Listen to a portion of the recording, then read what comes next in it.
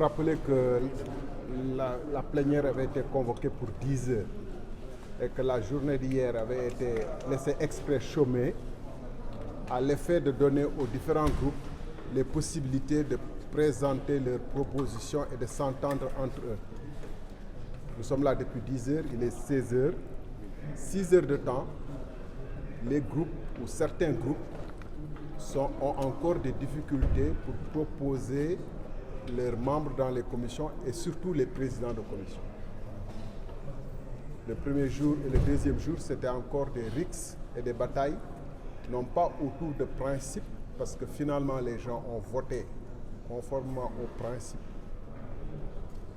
qu'ils avaient répudiés, mais pour des postes. Quand on s'est entendu sur les postes, les procédures et les motifs sur les procédures sont tombés. Aujourd'hui encore, on est là jusqu'à 16 heures, on ne sait pas jusqu'à quelle heure on sera là pour des histoires de postes, si je comprends bien. Il n'y a aucune autre raison. Et le plus scandaleux, c'est qu'à 10 heures, on aurait dû au moins ouvrir la séance.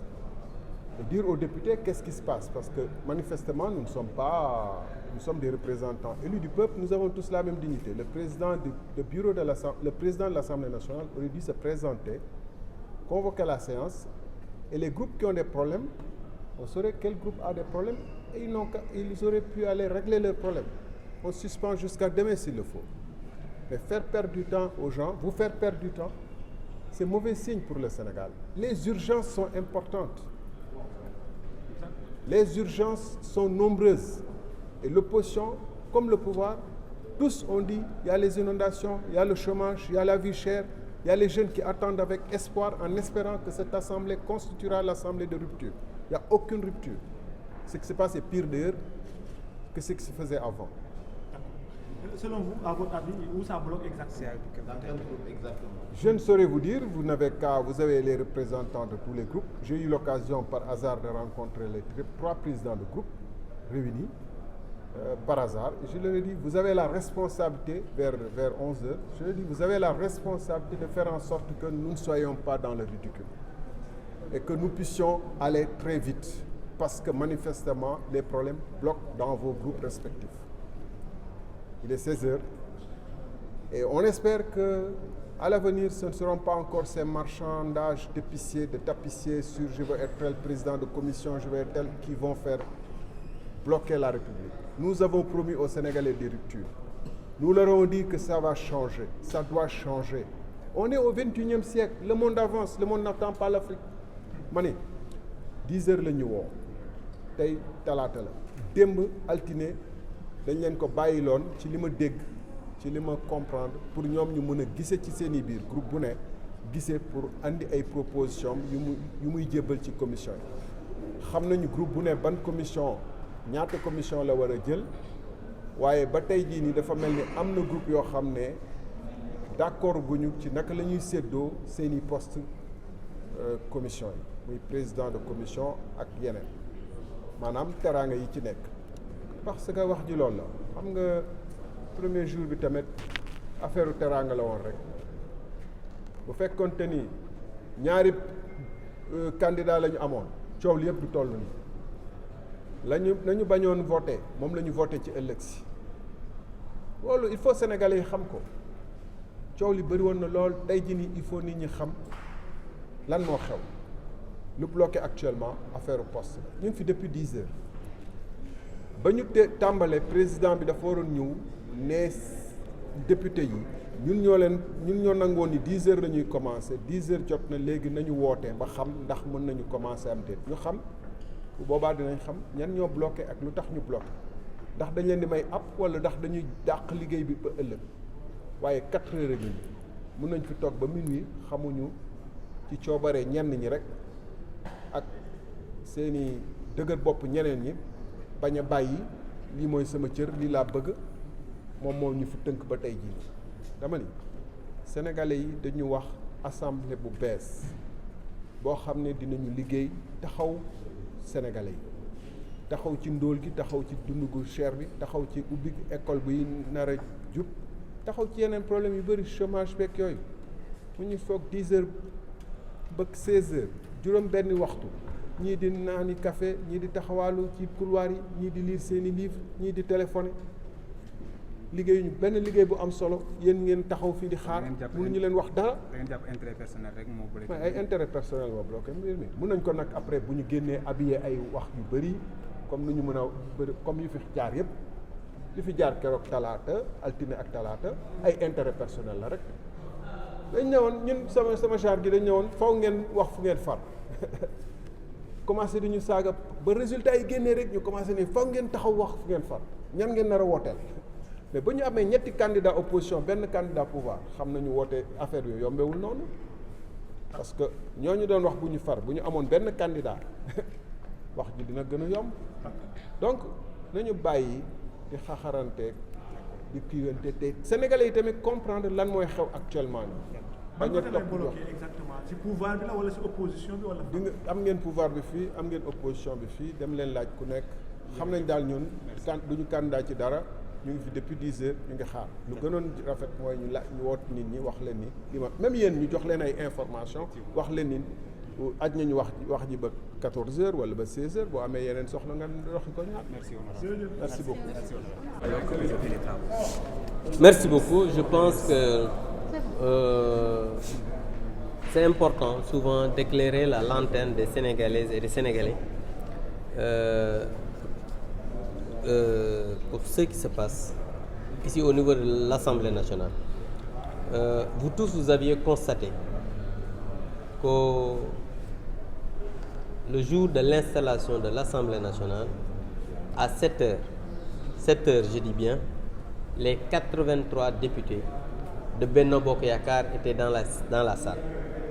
Et les journalistes l'ont constaté, vous tous vous étiez là.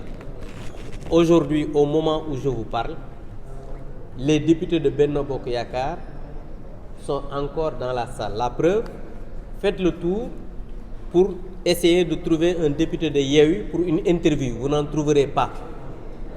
Parce qu'aujourd'hui, au moment où je vous parle, je dis bien, nous avons fini depuis très longtemps de déposer nos listes pour les 14 commissions. Je dis bien, la coalition Benno Bokk Yakaar, le groupe parlementaire. Le groupe parlementaire Wallu a déposé sa liste. Et aujourd'hui, ce qui nous bloque encore, c'est le groupe Yewwi. Parce qu'ils sont encore dans le partage, ils sont encore dans les divisions, ils sont encore dans l'amateurisme. Parce que jusqu'à présent, ils ne sont pas encore capables de déposer les listes au niveau des commissions. Voilà aujourd'hui ce qui bloque nos travaux. C'est aussi simple que cela. Maintenant, je pense que c'est important que les Sénégalais sachent ce qui se passe.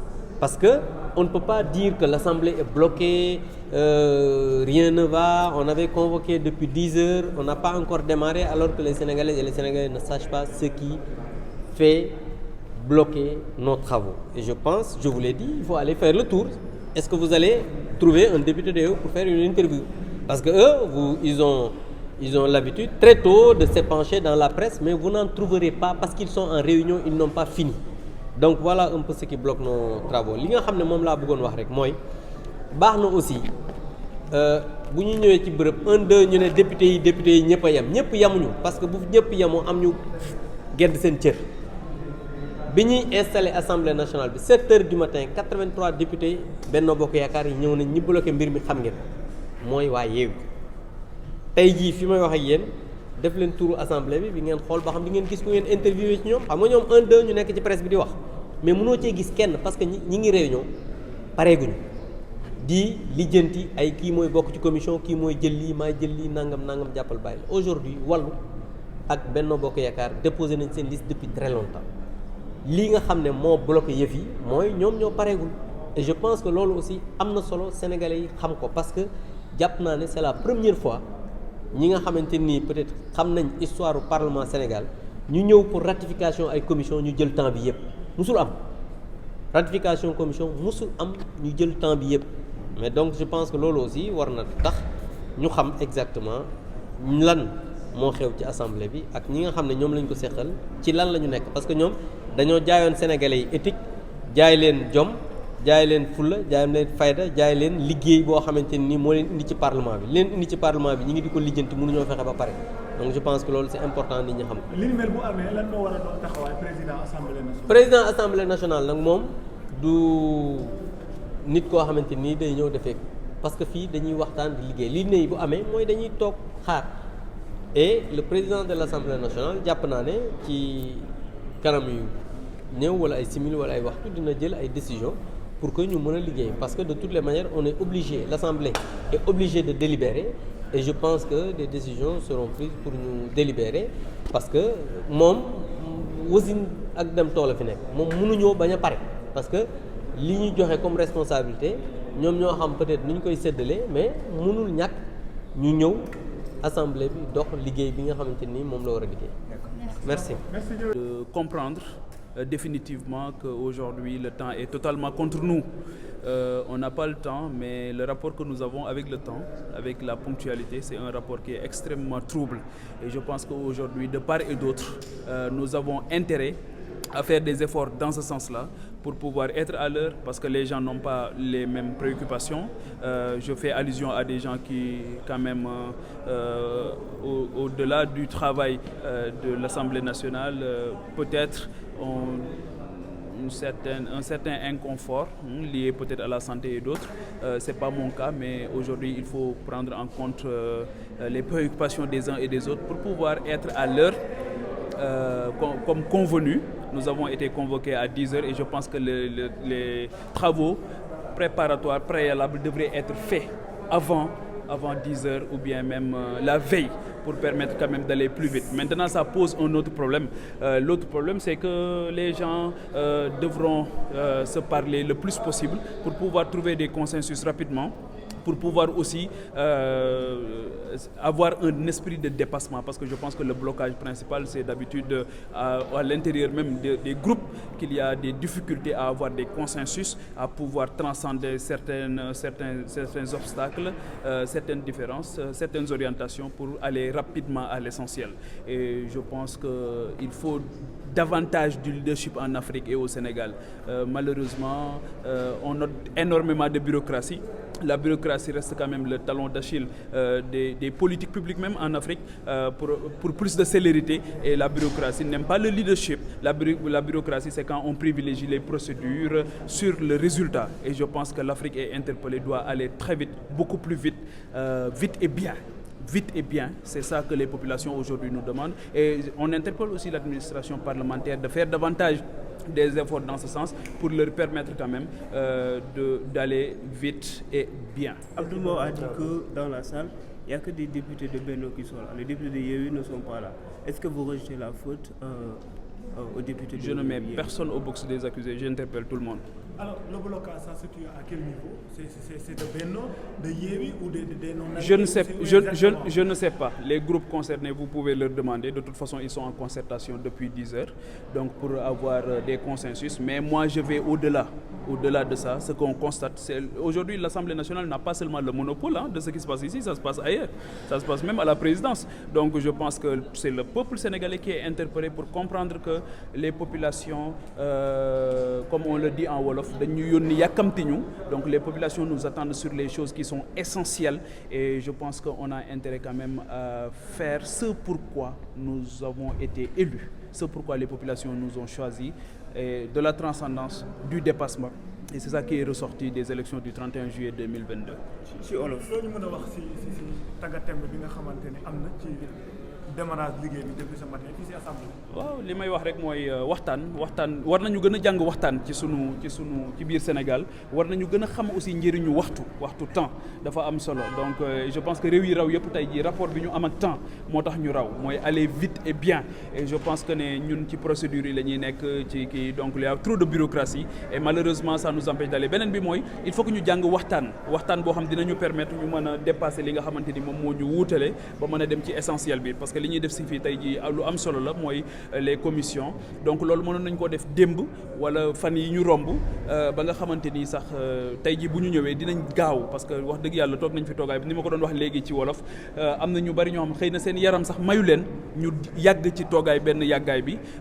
Donc loolu moo tax tey jii li tax sénégalais yi tànnuñu mooy ñu waxtaane mbënd mi, ñu waxtaane suñu gazu Sénégal, waxtaane pétrole Sénégal, waxtaane li nga xamante ni moom mooy xëyu ndaw ñi. Loolu loolu dañ ñu ci xaar bu baax a baax a baax a baax moo tax yii daal nañu gaaw romb ko jublu ci li nga xamante ni moo tax sénégalais yi fal ñu maintenant est-ce que trouver un responsable yooyu par rapport à la situation dem leen ngeen laaj leen ñoom fan la problème bi nekk ñun de toute façon depuis 10 heures on est là on n'a pas été en retard donc ñoo ngi toog di xaar ñoom saa bu ñu paree rek ñu ñëw ñu waxtaanee li nga xamante ni moom la ñu sénégalais yi li tax ñu yebal ñu ci barab bi. déggoo nee naa la xaw ma yeewi la fa xew xaw ma ko bennoo la fa xew xaw ma ko. administration parlementaire wax naa la interpellé nañ leen administration parlementaire mais lii gis nga du fii rek de Sénégal gi yëpp la moo xew ci seen rédaction yi moo xew ci palais de la République moo xew fépp waaw lii moom problème mu Sénégal la boo xam war nañ ci góorgóorlu ñun ñëpp a ci war a góorgóorlu donc tout le monde est au box des accusés loolu tam mooy dëgg waaw nekk fii naan diw la Samba la wala Demba la tamit wax dëgg yàlla c'est vouloir trouver un coupable du jour mais nous sommes tous coupables. Merci beaucoup.